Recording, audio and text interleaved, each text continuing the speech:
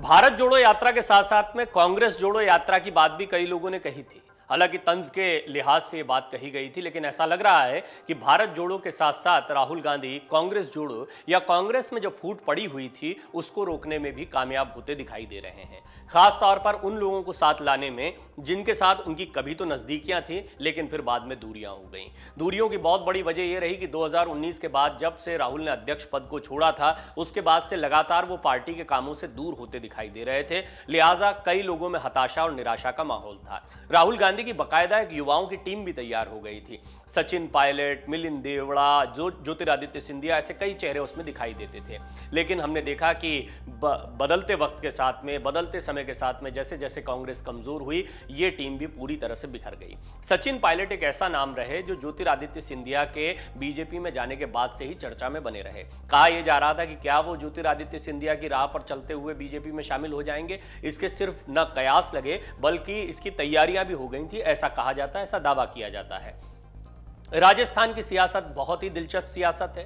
यहां पर अशोक गहलोत गांधी परिवार के खास भी हैं और कांग्रेस की बड़ी ताकत भी हैं। वो सचिन पायलट को बिल्कुल पसंद नहीं करते हैं और खास तौर पर जिस तरह की खबरें आती हैं, जिस तरह का मनमुटाव दोनों के बीच में सामने आता है, उससे बात स्पष्ट है कि राजस्थान में कांग्रेस के भीतर भी एक आपसी खींचतान देखने को मिलती है। लिहाजा सचिन पायलट अब राहुल गांधी के साथ कितने करीबी हैं, ये एक बहुत महत्वपूर्ण सवाल था। लेकिन स्पष्ट हो गया है भारत जोड़ो यात्रा के साथ कि राहुल गांधी अपने पुराने साथियों को साथ में लाने में या मजबूती से जोड़ने में भी कामयाब हो रहे हैं। कांग्रेस सांसद राहुल गांधी ने भारत जोड़ो यात्रा को लगातार आगे बढ़ाया है। राहुल गांधी ने अपनी यात्रा पार्टी नेताओं के साथ कोच्चि से शुरू की और कोच्चि जिले में मौजूद नेताओं ने सुबह 6:45 पर मधवाना से इस यात्रा की शुरुआत की, जहां से नेता सुबह 13 किलोमीटर चलकर एडापल्ली पहुंचेंगे। इस दौरान राहुल गांधी ने ट्वीट करते हुए लिखा, आज की प्रेरणादायक शुरुआत महान आध्यात्मिक नेता, दार्शनिक और समाज सुधारक श्री नारायण गुरु को मेरी श्रद्धांजलि, जिनकी समानता की शिक्षा भारत जोड़ो यात्रा के विचार की कुंजी है। अब इस यात्रा में राहुल गांधी के साथ सचिन पायलट भी शामिल हो गए हैं, यानी कि राहुल गांधी के कदम से कदम बढ़ाने के लिए सचिन पायलट साथ में हैं। बताया जा रहा है कि सचिन पायलट राहुल गांधी के खास तो हैं ही, लेकिन हाल के दिनों में जो राजनीतिक उठापटक हुई उसमें कुछ दूरियां हो गई थी। लेकिन उनका भारत जोड़ो यात्रा में शामिल होना यह स्पष्ट करता है कि राहुल गांधी अब कांग्रेस जोड़ो के अभियान पर भी लगे हुए हैं। राजस्थान में जब कांग्रेस की सरकार बनी थी तो उस वक्त पार्टी के अंदर सीएम को लेकर मचे घमासान में राहुल गांधी सचिन पायलट को मुख्यमंत्री बनाना चाहते थे, लेकिन ऐसा हो नहीं पाया। पार्टी के वरिष्ठ नेताओं की बात मानते हुए पार्टी ने अशोक गहलोत को ही मुख्यमंत्री बनाया और सचिन पायलट को डिप्टी सीएम का पदभार दिया गया। लेकिन इस बीच यात्रा को लेकर रणनीतिकार प्रशांत किशोर ने अपनी प्रतिक्रिया जारी की है। किशोर का कहना है कि राहुल गांधी को अपनी भारत जोड़ो यात्रा की शुरुआत बीजेपी शासित राज्यों से करनी चाहिए थी। ये कहना पूर्व राजनीतिक रणनीतिकार प्रशांत किशोर का है और उन्होंने ये भी कहा है कि बेहतर होता कि कांग्रेस पार्टी अपनी भारत जोड़ो यात्रा गुजरात, यूपी या एमपी से शुरू करती या फिर उन राज्यों से जहां इस साल के अंत में चुनाव होने हैं। दरअसल मंगलवार को महाराष्ट्र बीजेपी के पूर्व विधायक ने विदर्भ को अलग राज्य हासिल करने की रणनीति तैयार करने के लिए कार्यक्रम का आयोजन किया था। इसी कार्यक्रम में प्रशांत किशोर अपनी बात रख रहे थे। कांग्रेस ने इस अभियान की शुरुआत कन्याकुमारी से की थी। राहुल गांधी के नेतृत्व में निकाली जा रही भारत जोड़ो यात्रा के 14 दिन पूरे हो चुके हैं। पार्टी इस यात्रा के दौरान देश भर के जमीनी स्तर के लोगों के साथ संवाद करने की कोशिश में लगी हुई है। राहुल के इसी यात्रा पर प्रशांत किशोर ने अपनी टिप्पणी की है। हालांकि कांग्रेस की तरफ से इस पर कोई प्रतिक्रिया नहीं आई है। महत्वपूर्ण बात यह है कि प्रशांत किशोर की कांग्रेस के साथ बहुत नजदीकियां हाल के दिनों में देखने को मिली थी। यहां तक कि उनके पार्टी में शामिल होने की बातें भी चल रही थी, लेकिन यह बात नहीं बन पाई। वो कांग्रेस के लिए एक रणनीति बना रहे थे। उन्होंने कांग्रेस को कुछ प्रेजेंटेशन भी दिए थे और ये प्रेजेंटेशन राहुल गांधी ने पसंद भी किए थे। क्या उनकी बातों को इंप्लीमेंट किया गया है, ये तो एक अलग बात है। लेकिन महत्वपूर्ण बात यह है कि प्रशांत किशोर ने जिस तरह से इस यात्रा पर टिप्पणी की है, इससे स्पष्ट हो गया है कि यह यात्रा सबकी नजर में आ रही है। हाल में बाबा रामदेव ने जो बयान राहुल गांधी को लेकर दिया, उससे भी स्पष्ट हो गया कि जो विरोधी रहे या धुर विरोधी माने जाते थे राहुल गांधी के, वो लोग भी उनकी तारीफ करते दिखाई दे रहे हैं। प्रशांत किशोर एक नया नाम है। प्रशांत किशोर ने जिस तरीके से अब एक सलाह के तरीके से इस बात को कहा है कि जिन राज्यों में चुनाव होना है या यूपी, एमपी, इन जगहों पर यात्रा को पहले जाना चाहिए था, वो ये स्पष्ट करता है कि उन्हें इसमें बहुत संभावनाएं दिख रही हैं, होना भी चाहिए।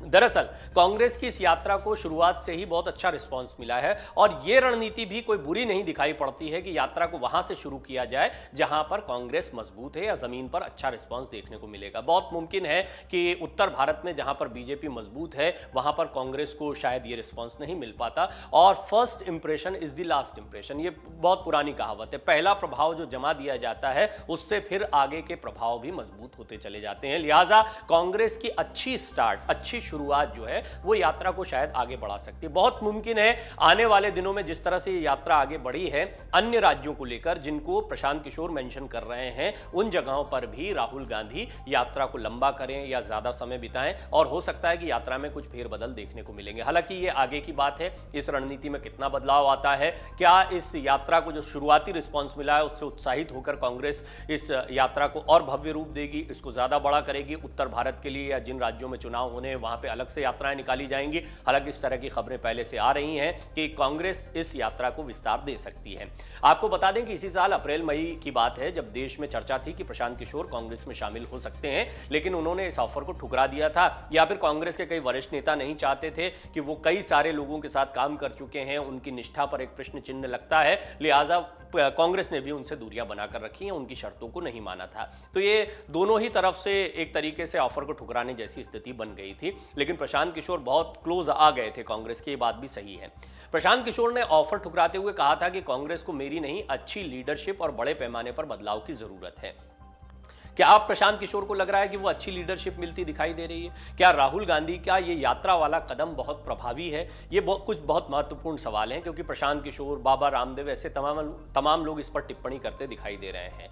बात तो यहां तक हो रही है कि राहुल गांधी ने इस यात्रा के दौरान जो रिस्पॉन्स पाया है या लोगों का जो समर्थन उनको मिल रहा है, सोशल मीडिया पर जो समर्थन मिल रहा है, कुछ छोटे छोटे मूवमेंट्स आ रहे हैं, बच्चे की सैंडल ठीक करने का मूवमेंट हो, उनकी टी शर्ट को लेकर हुआ विवाद हो या फिर नाव खेते हुए राहुल गांधी का दिखना हो, ये कुछ ऐसे लम्हे हैं जिन लम्हों ने राहुल गांधी की एकदम एक अलग इमेज को पेश किया, जबकि सोशल मीडिया पर उनकी एक दूसरी ही इमेज को बीजेपी और आईटी सेल जो बीजेपी की है उसने पेश करने की हमेशा कोशिश की है।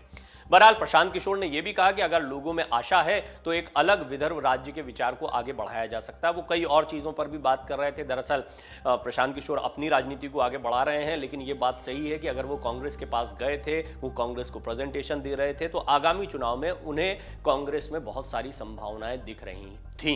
इस बात से इनकार नहीं किया जा सकता है। जब वो जनता दल यूनाइटेड में अपनी संभावनाओं को तलाश सकते हैं तो कांग्रेस तो एक केंद्रीय दल है, बहुत बड़ी ताकत रही। ये बात सही है कि अच्छी लीडरशिप की जरूरत कांग्रेस को है, लेकिन क्या वो लीडरशिप खुद प्रशांत किशोर लेना चाहते थे?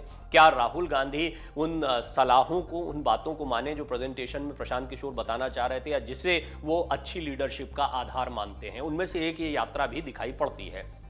बहरहाल अब अगर प्रशांत किशोर की बात करें तो वो अपने आंदोलनों के जरिए केंद्र तक पहुंचना चाहते हैं और केंद्र तक इन आंदोलनों को पहुंचाना चाहते हैं। बात वो खुद कह रहे हैं। इसका राष्ट्रीय प्रभाव होना चाहिए, अभियान समाज से उभरना चाहिए। किशोर ने कहा कि उन्होंने राजनीतिक रणनीतिकार के रूप में काम करना बंद कर दिया है और अब वो लोगों के लिए काम करना चाहते हैं, न कि किसी पार्टी के लिए। वो किसी पार्टी के लिए काम नहीं कर रहे हैं, वो खुद राजनेता बनना चाहते हैं। ये हमने आपको पहले भी कई रिपोर्ट में बताया है कि किस तरीके से वो राजनीतिक महत्वाकांक्षाओं को अब पूरा करना चाहते हैं। ये बात सिर्फ ये नहीं है कि उनकी रणनीतियों ने किस तरीके से कई राजनेताओं और पॉलिटिकल पार्टीज को फायदा पहुंचाया। महत्वपूर्ण बात यह है कि प्रशांत किशोर हमेशा से पर्दे के पीछे रहे हैं, अब वो पर्दे के सामने आना चाहते हैं। वो जानते हैं कि उनकी रणनीतियां प्रभावी हैं, वो जानते हैं कि किस तरह से भारत में चुनाव हो रहे हैं, वो जानते हैं कि किस तरीके से बीजेपी ताकतवर बनी है, किस तरीके से क्षेत्रीय दलों का प्रादुर्भाव हो रहा है और किन वजहों से कांग्रेस लगातार गिरती गई या कांग्रेस लगातार कमजोर होती गई। राहुल गांधी ने जो दांव चला है उससे ये तो स्पष्ट हो गया कि कांग्रेस के पास खोने के लिए कुछ नहीं है।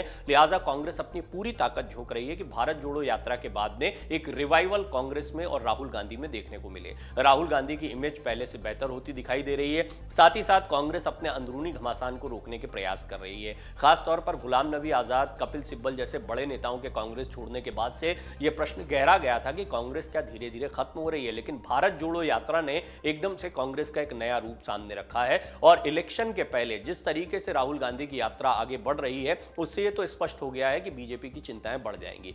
आप इस बात पर गौर करिए कि बेशक कांग्रेस कमजोर होती गई, बेशक राहुल गांधी की एक निगेटिव इमेज को हमेशा सामने रखने की कोशिश बीजेपी आईटी सेल की तरफ से की गई, लेकिन इस सब के बावजूद राहुल ही अंततः बीजेपी के निशाने पर होते हैं। इसकी बहुत बड़ी वजह क्या है? राहुल वो चेहरा है, राहुल वो नेतृत्व है जिसके इर्द गिर्द कांग्रेस दिखाई पड़ती है। लिहाजा बीजेपी जानती है कि आने वाले दिनों में भी कांग्रेस का कोई बड़ा चेहरा होगा या फिर आगामी चुनाव में प्रधानमंत्री मोदी के खिलाफ कोई चेहरा खड़ा होगा तो वो राहुल गांधी होंगे।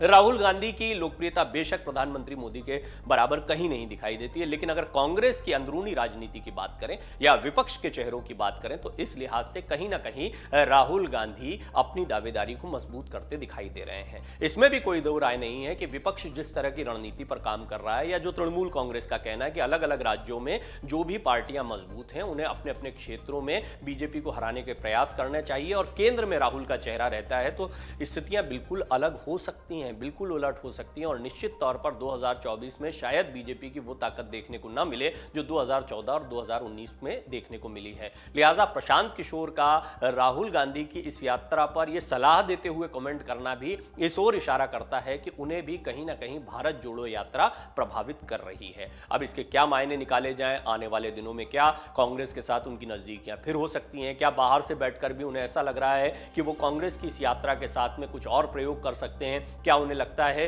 कि उनकी सलाह कांग्रेस को और मजबूत कर सकती है? निश्चित तौर पर संभावनाओं से भरी कांग्रेस उन्हें दिखाई दे रही है, तो हो सकता है कि आने वाले दिनों में कांग्रेस भी अपनी कुछ संभावनाओं को पीके के साथ में तलाशें। हालांकि ये दूर की कौड़ी है, प्रशांत किशोर पहले ही बहुत एक लंबी प्रक्रिया के दौर से गुजर चुके हैं जहां पर कांग्रेस के साथ उनकी पट्टी नहीं बैठी, फिर वो नीतीश कुमार से भी मिलते दिखाई दे रहे हैं। नीतीश कुमार को कांग्रेस से कोई परहेज नहीं दिखाई देता है, शरद पवार को कांग्रेस से कोई परहेज नहीं दिखाई देता है, प्रशांत किशोर से अलबत्ता सभी की नजदीकियां और सभी की दूरियां देखने को मिलती हैं। ऐसे में प्रशांत किशोर क्या किसी एक दल के साथ जुड़ेंगे और क्या कांग्रेस को मजबूत करने के लिए वो एक बार फिर कांग्रेस के साथ कोई प्रेजेंटेशन या कांग्रेस को बेहतर करने की कोशिश करेंगे? क्योंकि इशारों में वो कह रहे हैं कि वो अब किसी के लिए रणनीति नहीं बनाएंगे, वो फुल टाइम पॉलिटिक्स में आएंगे। क्या कांग्रेस उन्हें फुल टाइम पॉलिटिक्स में लाती है? कुछ ऐसे सवाल हैं जो 2024 के चुनाव की दशा और दिशा को बदल कर रख सकते हैं। डाउनलोड करें अमर उजाला ऐप और पाएं खबरें लगातार।